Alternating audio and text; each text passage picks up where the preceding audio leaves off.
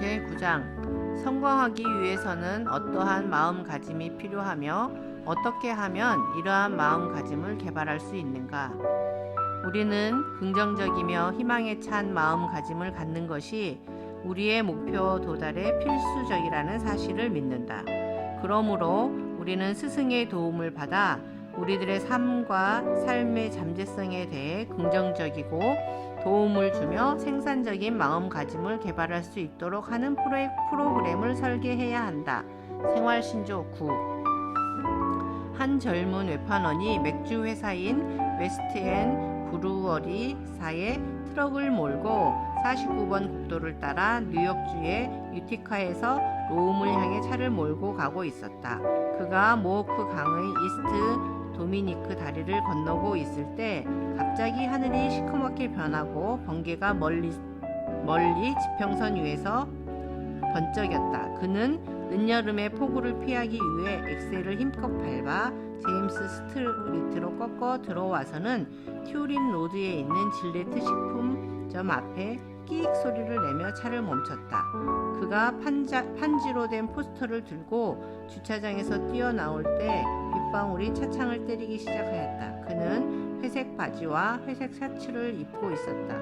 셔츠에는 웨스트앤 브루어리 상표가 그려져 있었고 호주머니 위에는 그의 이름인 덱스터 예거가 선명하게 박혀 있었다.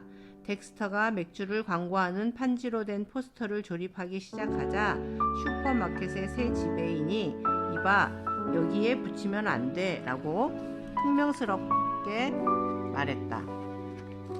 여기서 당장 나가라고. 우리는 이따위 물건을 놓아줄 데가 없어. 여기는 식품을 취급하는 곳이야. 알겠어? 덱스터는 억지로 미소를 지으며 포스터를 주워 담고 출구 쪽으로 나갔다. 그는 분노와 당혹감을 느꼈다. 머리 위로는 비바람이 기승을 부리고 있었다. 잠시 출구 쪽에 서서 트럭으로 달려갈 때까지만이라도 폭우가 멈췄으면 하고 생각했다.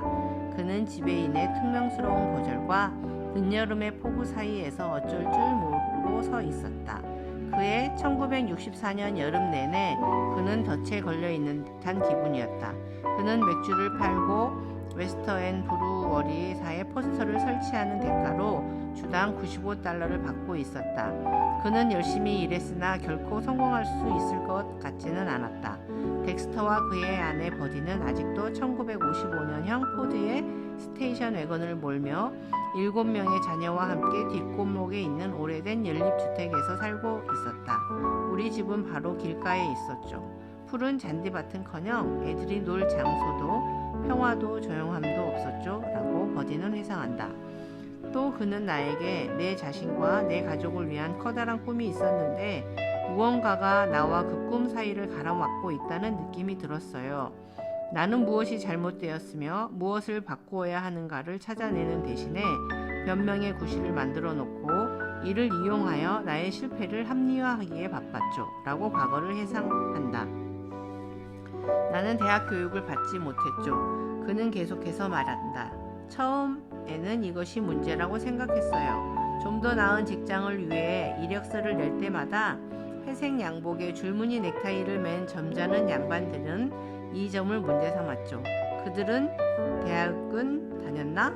라고 중얼거리며 내 이력서를 들여다보고는 혀를 차더군요. 나는 어색한 기분으로 고개를 끄덕일 수밖에 없었죠. 그들은 내 이력서를 대충 훑어보고는 웃는 얼굴로 되돌려주며 가보라고 했습니다. 그들은 마치 그럼 학위를 딴 후에 다시 이야기합시다 라고 중얼거리는 듯 했습니다. 나는 어휘력도 풍부하지 않았습니다. 라며 그는 말을 잇는다. 오랫동안 그것이 나의 앞길을 가로막고 있다고 생각했습니다. 나는 누군가가 나의 부족한 어휘력을 꼬집어 말했던 그날을 결코 잊지 못할 겁니다. 그는 내게 성공한 사람은 아무도 너와 친하고 싶어 하지 않을 것이다. 그러므로 내가 아무리 성공한들 넌 그들처럼 될 수 없어 라고 경고했습니다. 또한 나는 자라날 때 환경이 별로 좋지 못했어요 라며 그가 옛날에 즐겨 사용했던 세 번째 변명을 회상하며 덧붙인다. 나는 로움이라는 뉴욕 북부에 있는 작은 마을에서 자라났어요. 그곳 사람들은 주로 카톨릭 신자였는데 나는 신교도였죠. 또 나는 순수 이탈리아계 사람들 속에서 독일과 스코틀랜드의 혼혈인이었습니다. 나는 배관공의 아들이었으며 의사, 변호사, 정치가의 아이들은 나를 거들떠 보지도 않았죠. 그러나 이러한 이유들이 나의 실패에 대한 이유의 전부는 결코 아닙니다. 라고 그는 설명한다. 그것들은 내가 내 자신과 나의 꿈 사이에 벽을 세워놓기 위해 사용하였던 변명에 불과했습니다. 바로 내 자신에 대한 내 마음가짐이 잘못된 것이었죠. 아니, 누군가가 바뀌어야만 했습니다. 내가 바뀌어야만 했던 것입니다. 그러나 나는 당시에 그것을 깨닫지 못했죠. 나는 그날 폭우 속을 뚫고 맥주 트럭을 몰면서 나의 꿈이 이 빗물과 함께 흘러내려 우드천을 통해 오호크 강으로 흘러갔다가 망망대해 속으로 영원히 사라져버리지는 않을까 생각했죠. 성공적인 기업가가 되는 길은 당신 자신을 믿는 것이다. 여러분들 중에 어떻게 하면 기업가가 될 수 있을까 하고 궁금해하는 사람들이 있을 것이다. 덱스터 예거 및 그와 비슷한 수백만의 남녀에게 있어 성공이란 마음가짐의 변화에서 비롯된다. 거망과 자신감은 다르다. 내가 말하려 하는 것은 나는 할 수 있다 라는 자신에 대한 긍정적인 마음가짐이다. 덱스터 예거가 자기 자신에게 필요한 것은 자신의 마음가짐을 바꾸는 것이라고 결정을 내린 순간 그는 우리 회사 역사상 가장 커다란 성공 사례 중 하나를 향해 힘찬 발걸음을 내디딘 것이다. 그런데도 자신감이 없단 말인가? 누군가 여러분에게 당신은 성공한 기업가가 될 수 있어요 라고 말한다면 여러분은 본능적으로 우선 그럴 리가 없어요 라고 생각한다. 여러분만 그런 것은 아니다. 덱스터와 버디 예거 부부도 처음에는 그렇게 생각했다. 우리들 대부분은 적어도 처음에는 알맞은 자질을 갖추지 못했다고 생각한다. 그러나 이것은 틀린 생각이다. 알맞은 자질은 쓰레기 더미 밑에 묻혀져 있는 경우가 많다. 일생 동안 우리는 어떤 때는 완곡하게, 어떤 때는 단도직입적으로 우리가 쓸모없고 단점투성이며 결코 성공하지 못하리라는 말을 듣는다. 그런 말은 넌지시 우리에게 비춰지기도 하고 때로는 뚜렷이 표명되기도 한다. 그러나 컴퓨터 전문가들의 말을 빌리면 쓰레기, 부정확한 정보를 입력하면 쓰레기가 나오는 법이다. 출세하려면 대학 교육이 필요하다라는 말이 그런 거짓말 중에 하나다. 나는 교육의 힘을 믿는다. 나는 여러 대학 이사회에 참여도 해왔고 10여 개의 명예학위도 받았다. 또한 나의 자녀들은 모두 대학을 졸업했다. 그러나 나는 대학을 다니지 않았다. 덱스터 예거도 대학을 다니지 않았다. 포춘이 선정한 500대 기업 중 그 기업의 창업자나 사장이 대학을 나오지 않은 기업이 상당히 많아 인상적이다. 금세기의 가장 위대한 신학자 중 한 사람인 칼 바이트는 신학교도 다니지 않았으나 그의 저술은 전 세계 모든 신학교의 교재로 쓰이고 있다. 대학 학위가 중요하지 않다고 말하는 것은 아니지만 학위가 없으면 성공할 수 없다는 생각을 잠깐이라도 해서는 안 된다. 덱스터 예거가 존경했던 사람 중 한 분은 그의 삼촌이었다. 그는 나는 존 아저씨가 접시 닦기였던 시절을 알고 있어요 라고 말하며 추억에 잠긴다. 아저씨는 중학교 2학년 때 학교를 그만두셨죠. 아저씨는 아주 적은 임금을 받고 일하면서 숙련 목수를 따라다녔어요. 이렇게 해서 아저씨는 기술을 배웠어요. 아저씨가 일했던 건설 회사가 망하자 아저씨는 조그맣게 건축업을 시작했어요. 융자를 받아 땅을 사 건설업자가 된 거죠. 여기서 번 돈으로 자기가 가장 좋아하는 레스토랑을 샀어요. 아저씨는 항상 무언가를 시작하고 있었어요. 1960년대에 이르러 아저씨는 10여 개의 사업체를 가지게 되었고 자신의 꿈을 훨씬 능가하는 성공을 거두었죠. 나도 아저씨처럼 되고 싶었어요. 그러나 너는 먼저 대학에 진학해야 한다라고 아저씨는 나를 타이르셨어요. 아버지도 대학 학위를 따라고 맞장구 치셨죠. 하지만 나는 아버지나 아저씨처럼 되고 싶어요 라고 두껍게 말씀드렸어요. 삼촌처럼 아버지도 중학교 2학년까지만 다니셨죠. 그렇지만 계속 배우고 성장하고 자신을 변화시켰어요. 나는 대학교, 대학원 졸업장을 가지고 있는 사람들을 많이 알고 있지만 내가 가장 존경하는 사람은 아버지와 삼촌입니다. 왜냐하면 그분들은 많은 것을 성취하셨고 이를 위하여 많은 노력을 하셨기 때문입니다. 그래도 이분들은 아직 내게 대학을 다니지 않으면 성공할 수 없다라고 말씀하세요. 우리가 존경하는 사람들조차 우리를 잘못 인도할 수 있다. 덱스터는 이를 일찍 깨달았다.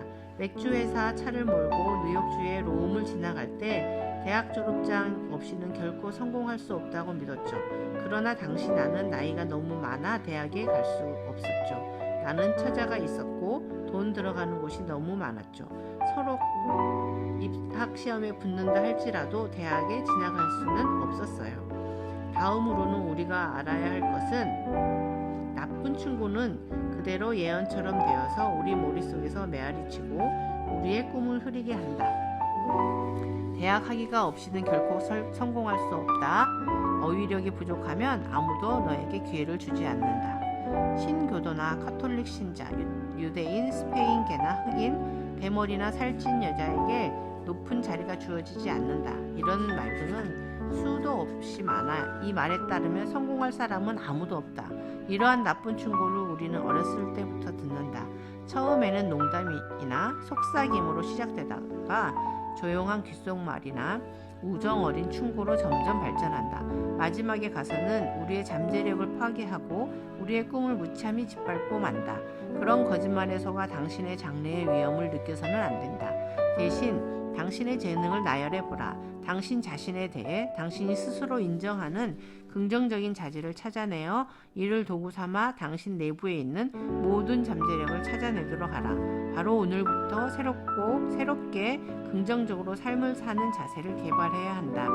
얼마 전에 나는 전형적인 심장 발작 증세를 보여 미시건주의 그랜드 레피지시에 있는 버터위스 병원으로 실려갔다.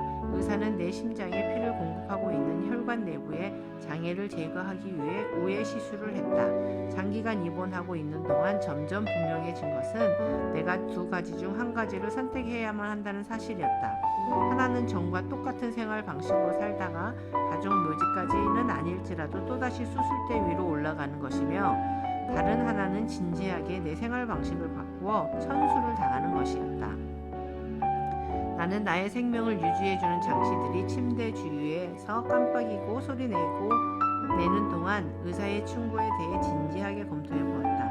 의사는 내게 심장 동맥이 막히게 된 세 가지 원인, 즉 유전, 나쁜 식생활, 운동 부족에 대해서 얘기해줬는데 이들 세 가지 원인은 나의 생명을 구할 수 있는 방법을 제시해주고 있었다.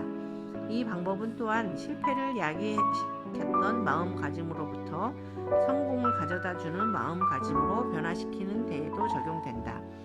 이렇게 한번 생각해보자. 덱스터는 꽉 막힌 듯한 느낌이었다. 그에게는 꿈이 있었으나 무언가 그의 꿈을 가로막고 있었다. 그는 이것이 바로 자기 자신에 대해 가지고 있는 부정적인 마음가짐이라는 것을 발견하였다. 할 수 없는 마음가짐이 혈관을 막고 있는 장애물이다. 이와 동일한 논리로 유전, 나쁜 식생활, 운동 부족 또한 장애물이 아닌가. 새로운 사고 습관은 상황을 변화시키지 않을까? 운동을 통해 신체를 단련시키듯 우리 마음을 단련시켜 부정적인 조건을 타개하고 기업과 정신을 다시 한번 자유로이 흐르게 할 수 있는 방법이 없을까? 유전. 나의 아버지 사이몬 C. 디보스는 59세의 이른 나이로 세상을 떠나기 전까지 몇 번의 심장 발작을 일으켰다. 내게 성공을 가져다준 마음가짐 중 많은 부분은 나의 아버지에게서 물려받았다. 그리고 나는 이에 대해 깊은 감사를 느낀다. 그렇지만 동시에 내가 물려받은 신체적 기질에는 위험한 결점도 있었다. 유전에 대해 심각하게 생각은 안 했지만 나는 병실에 누워 아버지처럼 일찍 죽게 되지는 않나 하고 생각해 보았다. 우리들의 결점에 대해 누군가를 원망하고자 하는 것은 아니다. 할 수 없다는 마음가짐은 누구로부터든 어디로부터든 간에 물려받을 수 있다라는 것을 명심하라. 꼭 유전적으로가 아니라 한 세대가 다음 세대에게 특성을 물려줄 수 있다는 점에서 그렇다. 만일 여러분의 부모가 자기 자신을 패배자로 간주했다면, 다시 말해서 성공에 대한 확신이나 욕구가 없었다면 어떤 종류의 마음가짐을 여러분에게 물려주었겠는가? 아마도 여러분은 여러분 자신을 스스로 패배자라고 생각하도록 가르침을 받았을 것이다. 이것은 반드시 부모들의 잘못이라고 할 수는 없다. 그들은 나름대로 대항해 싸워야 하는 자신의 유전적 특징을 가졌을 수 있기 때문이다. 좋든 나쁘든 우리들은 부모들의 장점이나 단점을 물려받았다. 그렇다고 해서 여러분이 바뀔 수 없다는 것은 아니다.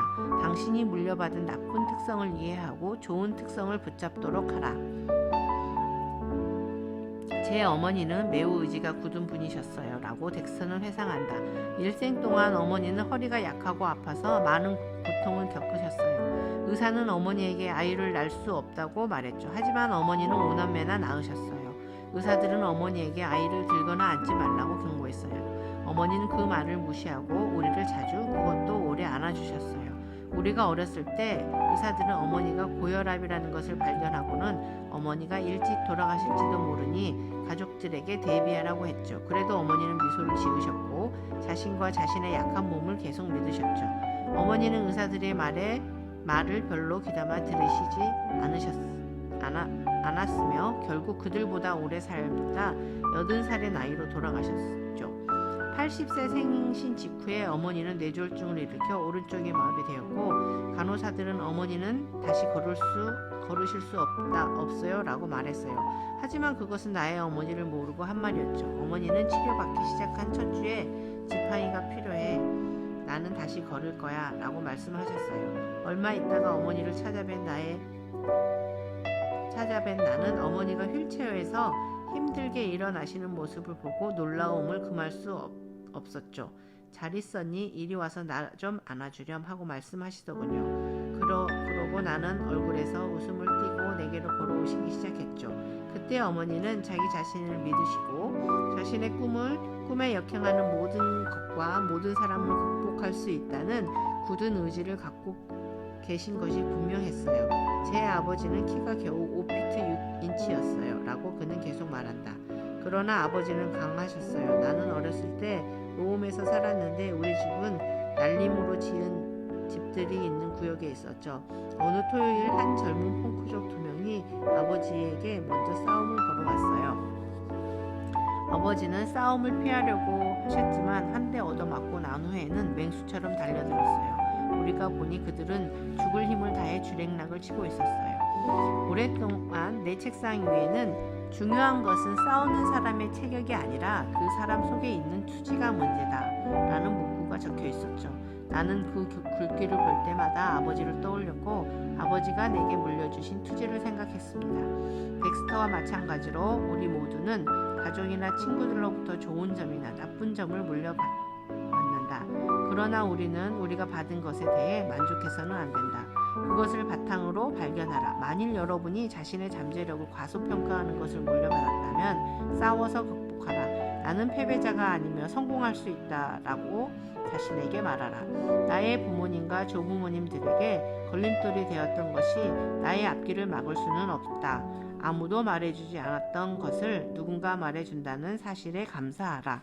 그 말은 바로 너는 할 수 있다 라는 말이다.